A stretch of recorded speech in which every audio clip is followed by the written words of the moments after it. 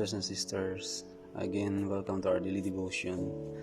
Our passage today can be found in Matthew chapter 13, verse 20 to 21, and it says, "The seed in the rocky soil represents those who hear the message and immediately receive it with joy.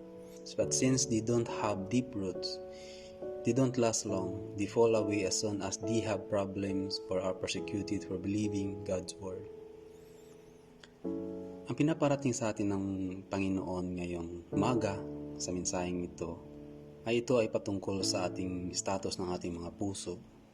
It says that the seed and the rocky soil represent those who hear the message and immediately receive it with joy. Tayong mga Kristiyano, tayong mga tao, minsan nakakarinig tayo ng salita ng Panginoon at tayo ay nagagalak. Tinatanggap natin ito na may kagalakan. Nabibless tayo sa salita ng Panginoon. Na-empower tayo sa salita ng Panginoon. Na-encourage tayo sa salita ng Panginoon. Pero, pagdating ng kapighatian, pagdating ng trials, pagdating ng persecution sa buhay, ay bigla tayong manghihina. Bigla tayong nawalan ng gana sa pakikipag-fellowship sa ating mga kapatid. Bigla tayong nawalan ng gana sa pagdalo sa church. Bigla tayong mawalan ng gana sa pag-obey sa kanyang mga utos. Dahil yung joy, yung salita ng Panginoon na nabibigay joy sa atin in the first place ay hindi tumitimo sa ating puso. At pagdating ng persecution, pagdating ng trials, biglang natatabunan ng emosyon. Nangunguna yung emosyon natin. Nangunguna yung mga iniisip natin. Pinaparating sa atin ng Panginoon ang salitang ito na sa kabila ng problema, sa kabila ng trials, sa kabila ng persecution, ay patuloy tayo naniniwala sa kanyang mga salita. Patuloy natin tinatanggap yung kanyang salita na may kagalakan.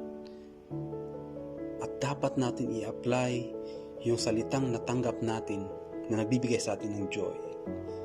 Dapat natin i-apply sa ating buhay. Dapat natin isabuhay. Dapat natin i-practice sa ating buhay. Dahil ang sabi ni James, sabi niya doon sa James chapter 1 verse 2 and 3, it says, "Dear brothers and sisters, when troubles come your way, consider it an opportunity for great joy. For you know that when your faith is tested, your endurance has a chance to grow." So yun mga kapatid, ang dapat natin i-hold on, yung salita ng Panginoon.